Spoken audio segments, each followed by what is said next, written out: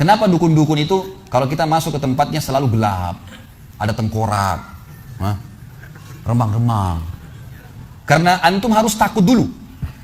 Kalau ada rasa takut, bisa dikuasai sama dia. Tapi kalau tidak takut, gak bisa.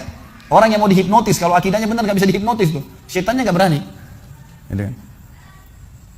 Dan ini kita harus hati-hati teman-teman sekalian, karena pintu takut ini selalu ditunggang oleh syaitan. Saya kasih contoh begini. Kalau ada satu rumah di Indonesia ini, anggap di Bali sinilah, karena antum lagi di Bali. Ada satu rumah teman-teman sekalian, di situ ada orang bunuh diri, gantung diri. Kira-kira mau beli rumahnya nggak? Jawab jujur ya. Kenapa nggak mau? Hah? Setelah saya jelaskan malam ini, beli besok ya. Diskonnya buat saya. Baik, banyak orang jawabannya takut. Kenapa takut? Ada ruh gentayangan. Baik, simpan contoh itu. Ada contoh kedua teman-teman. Ada satu rumah, tadi bunuh diri ya. Sekarang satu rumah dibunuh oleh perampok. Mau beli rumahnya nggak? Sama juga. Masya Allah cuma 3 orang yang jawab, yang lain berani semua. Gak mau juga beli. Kenapa? Takut. Ada ruh gentayangan. Teman-teman sekalian, ambil dari saya malam ini. Dengan izin Allah, ini ilmu dari wahyu, bukan dari saya. Tidak ada ruh gentayangan. Gak ada ceritanya dalam Islam kuburan terbuka pocongnya keluar. Gak ada. Gak ada tangan dari kloset tarik-tarik orang. Itu semua dusta. Dusta. Perusakan akidah dari media-media syaitan nih. Sinetronnya, filmnya, segala macam. Manusia bisa berubah jadi singa lah, bisa beginilah, macam-macam. Dusta. Dusta. Gak ada dalam Islam. Gak ada. Dari mana dalilnya? Gak ada ruh gentayangan. Baik, dengarkan hadisnya. Hadis yang mulia. Hadis riwayat Bukhari. Suatu hari Nabi SAW pernah mengantar jenazah sahabatnya. Waktu jenazah tersebut ditaruh di kuburan, kata Nabi SAW, kalau seseorang mukmin meninggal dunia, siapa orang mukmin teman-teman sekalian? Orang yang sudah menggabungkan antara rukun Islam sama rukun iman. Kalau antum syahadat sudah, muslim, alhamdulillah, sholat 5 waktu, zakat, puasa Ramadan, haji, sudah dikerjain.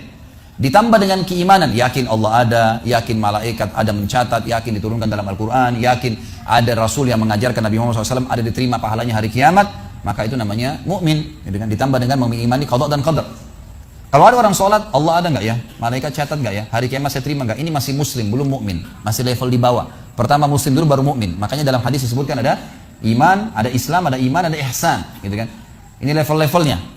Nah, kata Nabi SAW, kalau orang mukmin menggabungkan antara rukun Islam sama rukun iman, sholat yakin Allah ada, sholat begini dan seterusnya, maka akan datang kepadanya 3 sosok malaikat pada saat meninggal. Dan ini teman-teman bukan dongeng saya ceritakan, ini hadis Nabi, berita wahyu yang pasti kita semua akan saksikan. Demi Allah ini benar, ini wahyu, gitu kan? Malaikat datang, di kiri kanannya malaikat rahmah membawa kain kafan dari surga, yang satu malaikat maut diubun-ubun kepalanya sambil berkata, ya ayyatuhan nafsul mutmainnah irji ila rabbiki radiyatan mardiyah. Hai jiwa yang baik, keluarlah kepada rahmat dan pengampunan Tuhanmu. Kata Nabi SAW, ruhnya keluar lebih mudah daripada air dari mulut kendi, cepat sekali. Begitu keluar, belum selesai keluar, ditangkap oleh malaikat rahmah, dibungkus dengan kain kafan dari surga, dibawa ke langit. Begitu dibawa ke langit, menembus 7 lapis langit, semua malaikat-malaikat di atas langit sana berkata, ruhnya siapa ini? Sungguh mulia ruh ini. Kenapa? Kata Nabi SAW, karena ruh itu mengeluarkan bau yang lebih wangi daripada bau kasturi. Semoga kita semua insya Allah termasuk. Maka kata Nabi SAW, malaikat rahmah mengatakan ini fulan bin fulan, namanya yang paling mulia di dunia. Lalu kemudian ditembuskan sampai langit ke-7, lalu kemudian terdengar suara dari langit ke-7. Allah Azza wa Jalla berkata, catatkan hambaku termasuk penghuni surga, kembalikan dia di dunia, di sana saya ciptakan, di sana pula saya akan bangkitkan. Diantar ruhnya bersamaan jasadnya diantar oleh kerabatnya. Baru 3 langkah mereka jalan, dia masih bisa, ruh ini masih mendengarkan suara sendal mereka. Lalu malaikat datang mendudukkan dia lalu berkata, siapa Tuhanmu, siapa nabimu, apa kitabmu? Lalu dia kalau orang beriman, kata Nabi SAW, Allah berfirman, yuthabbitullahu alladhina amanu bil qawli tsabit fil hayatid dunya fil akhirah. Allah akan tetapkan jawaban di lisan orang-orang beriman di dunia. Kalau dia belajari agama ini lalu ditanya kenapa kau sholat, kenapa kau puasa, dia akan punya jawaban dari wahyu. Dan di akhirat kata ulama tafsir adalah yang dimaksud pertanyaan mungkar nakir atau malaikat di kuburan. Ringkas cerita adalah dia akan menjawab Tuhanku Allah, Nabiku Muhammad, kitabku Al-Quran. Pada saat dia jawab jawaban itu teman-teman sekalian, maka tiba-tiba saja kata Nabi SAW, malaikat tersebut membukakan baginya pintu neraka. Azab, siksaan, orang teriak-teriak, api yang berkobar-kobar, dia ketakutan. Kata malaikat, lihat dari apa Allah selamatkan dirimu. Karena kau beriman, kau nggak jadi masuk sini, ditutup. Supaya dia tahu nih, kalau dia berbuat salah akan masuk situ, ditutup. Dibuka pintu surga, ada yang dayang, permadani, istana yang luas, luar biasa. Dia gembira. Lalu kata malaikat, kau akan masuk di sini. Maka si mayit tersebut pun berdoa mengatakan, ya Allah cepatkan waktu, karena aku ingin masuk ke dalam surgaku. Lalu datang di sebelahnya orang yang tampangnya gagah, badannya bersih, wangi, saking sempurnanya kata jenazah ini. Ruh ini berkata, siapa kamu ini? Sungguh sempurna ciptaan Allah pada dirimu. Maka dia berkata, diam dulu. Maka dia berkata, gitu kan? Dia berkata, saya amal soleh akan menemani kau sampai hari kiamat. Insya Allah setelah riwayat ini kita sholat. Ya. Saya amal soleh akan menemani kau sampai hari kiamat. Maka kata Nabi SAW terdengar suara, ya, Allahu alam di sini disebutkan Allah atau malaikatnya, tapi yang jelas menyampaikan dari Allah Subhanahu Wa Taala, lapangkan kuburan hambaku ini seluas pandangan matanya dan bukakanlah pintu surga baginya setiap pagi dan petang dia melihat. Maka jadilah kuburannya taman dari taman surga sampai hari kebangkitan. Baik. Sebaliknya kata Nabi SAW, kalau orang fasik, siapa tadi fasik? Muslim yang masih berbuat maksiat. Teman-teman hati-hati. Jangan kena mengandalkan sudah syahadat kemudian bebas berbuat dosa. Hati-hati. Fasik dan orang kafir proses matinya sama. Kata Nabi SAW, orang fasik dan orang kafir akan datang kepadanya 3 malaikat. 2 malaikat azab di kiri kanannya, 1 malaikat maut dibunuh-bunuh kepalanya yang berkata, hai jiwa yang busuk, keluar kepada kemurkaan Tuhanmu. Maka ruhnya berantakan di tubuhnya, tidak berani keluar. Lalu malaikat maut menariknya dengan keras. Ibaratnya seperti bulu domba yang dibasahkan, dililitkan di pohon berduri, lalu ditarik dengan keras sehingga berantakan bulu domba itu. Keluar, belum sesaat keluar ditangkap oleh malaikat azab, dibungkus dengan kain kafan dari neraka dibawa. Baru langit pertama nggak dibukain pintu oleh para malaikat. Lalu malaikat langit berkata, siapa ruh ini? Sungguh buruk ruh ini. Kenapa? Kata Nabi SAW, karena ruh itu mengeluarkan bau yang lebih busuk daripada bau bangkai. Wa na'udzubillah.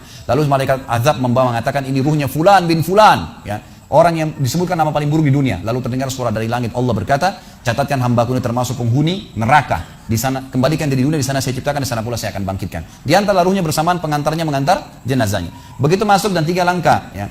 Orang-orang mengantarnya lewat, malaikat datang mendudukkan dia mengatakan siapa Tuhanmu, siapa nabimu, apa kitabmu. Walaupun muslim, rekam baik-baik ini. Ya. Lahir dalam keadaan Islam, sesekali sholat, fasik, masih banyak masih tidak tobat sebelum meninggal, sama. Jawabannya kata Nabi SAW dengan orang kafir, innama aqulu kama kana yaqulun nas. Saya nggak tahu, saya cuma ikut-ikut dulu orang bilang apa. Nggak bisa jawab. Lalu kemudian dibukakan baginya pintu surga, dayang-dayang, permadani, istana, pemandangan yang luar biasa, gitu kan? Maka dia kagum, kata malaikat, lihat dari apa kau haramkan dirimu. Dulu kau bisa masuk sini, tapi kau tidak mau, ditutup. Dibuka pintu neraka, azab, siksaan, orang dipotong, teriak-teriak kesakitan. Lalu dia ketakutan, kata malaikat, ini tempat kau selamanya, kau tidak akan bisa lari. Maka dia berdoa mengatakan, ya Allah jangan kau cepatkan waktu karena aku tidak ingin masuk ke dalam nerakaku. Lalu datang di sebelahnya orang yang buruk tampangnya, bau badannya nggak enak. Lalu saking buruknya kata jenazah ini, kata ruh ini, siapa kamu ini, pergi dari saya, sungguh buruk ciptaan Allah pada dirimu. Maka dia mengatakan, tidak, saya amal burukmu yang akan menemani kau sampai hari kiamat.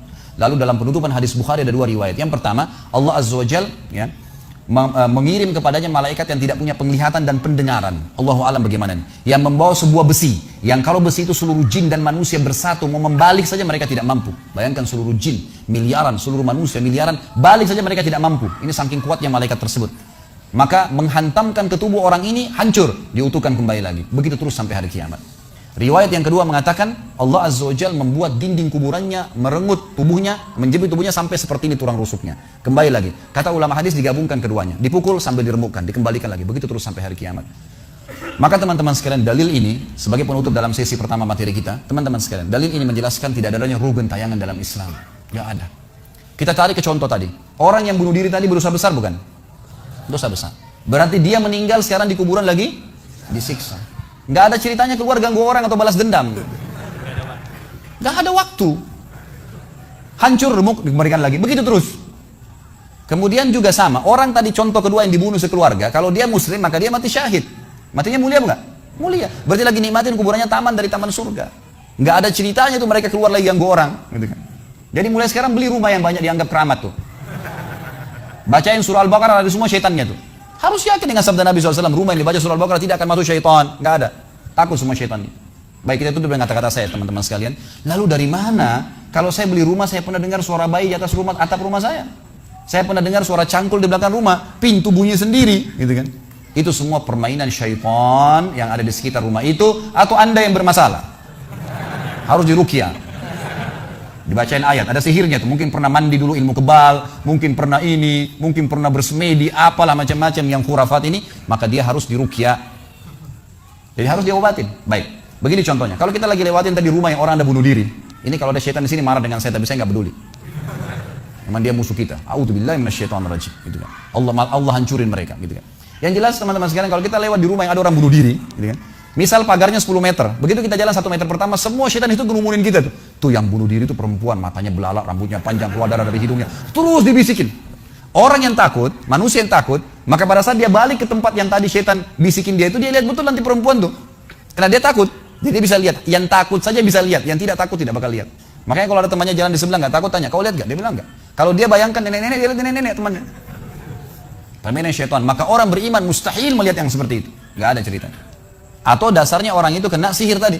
Maka bisa melihat penampakan karena ada syaitan yang mengganggu dia dan dia dasarnya membuka diri untuk itu. Makanya harus ruqyah, obat. Gitu kan? Ada metode pengobatan, tentu bisa lihat di YouTube, ada ceramah saya, ruqyah syariah, ya, nama saya diketik, insya Allah ada tata cara yang sudah saya ajarkan caranya mengobati itu. Tapi yang jelas itu semua permainan syaitan, teman-teman sekalian. Dan inilah poin pertama, pintu pertama untuk takut kepada Allah Subhanahu Wa Taala. Artinya semua selain Allah dalam makhluk jangan pernah takut dengan mereka. Syaitan pun yang biasa dianggap menakutkan bagi manusia itu dusta semua. Sampai sabda Nabi SAW mulia hadis Bukhari, siapa yang membaca Bismillah, Bismillah, maka syaitan yang ada di sekitarnya menjadi kecil seperti lalat. Jadi orang yang gambarkan syaitan besar itu tidak benar semua. Kata Nabi SAW dalam hadis Bukhari yang lain, siapa yang mau masuk ke rumahnya lalu dia baca Assalamualaikum, salam warahmatullahi wabarakatuh, syaitan di sekitar rumahnya berkata kepada teman-temannya, tidak ada tempat nginap buat kalian malam ini. Salam saja sudah jadi benteng, nggak bisa masuk. Kalau dia makan dengan baca Bismillah, ya, dia baca Bismillah, maka syaitan berkata lagi sama teman-temannya, tidak ada makan malam buat kalian malam ini. Nggak bisa, cuy. Dan syaitan tidak bisa membuka dan menembus tembok atau pintu manusia. Dusta semua itu tembus tembok, tembus pintu, dusta. Karena Nabi SAW yang bilang, syaitan tidak bisa membuka kembali pintu ditutup oleh manusia. Syaitan tidak bisa membalikkan, ya, panci yang sudah ditutup oleh manusia. Maka padamkan lampu kalian, tutuplah panci-panci kalian, karena syaitan bisa menunggangi makhluk yang lain. Sebagai penutup hadis Nabi SAW, pernah ada seorang sahabat membawa tikus ditangkap malam hari. Pada saat ditangkap tikus tersebut, lalu sahabatnya tidak bunuh, dipegang sama dia, dibawa ke masjid. Dia bilang, ya Rasulullah, ini tadi, ya, saya tangkap di rumah saya apain hewan ini? Boleh saya bunuh atau enggak? Kata Nabi SAW, jadi tikus itu sambil ditahan oleh sahabat. Kebetulan Nabi SAW punya tikar yang dipakai sholat, di sebelahnya ada lilin kecil, minyak dengan api, gitu kan. Lalu tikus ini sementara Nabi SAW bicara sama sahabat, lepas, menyentuh, ya, lilin Nabi SAW, lalu tumpah minyaknya di sejadah, di tikarnya Nabi, terbakar. Kata Nabi SAW, sesungguhnya hewan ini fasiqah, fuwaisiqah, buruk, boleh dibunuh, gitu kan. Dan syaitan menunggangi hewan seperti ini untuk membakar rumah-rumah kalian. Tapi mereka tidak bisa membakar langsung. Mereka cuma bisa menggunakan hewan yang kebetulan lewat dan seterusnya. Seperti misalnya syaitan bisa menggoda manusia lain untuk mengganggu kita, gitu kan. Tapi untuk dia langsung tidak ada ceritanya. Itu semua tidak benar, teman-teman sekalian. Insya Allah kita lanjutkan nanti setelah sholat isya dan kita tunda ba'diyah isyanya supaya menghemat waktu. Subhanakallahumma bihamdika asyhadu an la ilaha illa anta astaghfiruka wa atubu ilaik. Wassalamualaikum warahmatullahi wabarakatuh.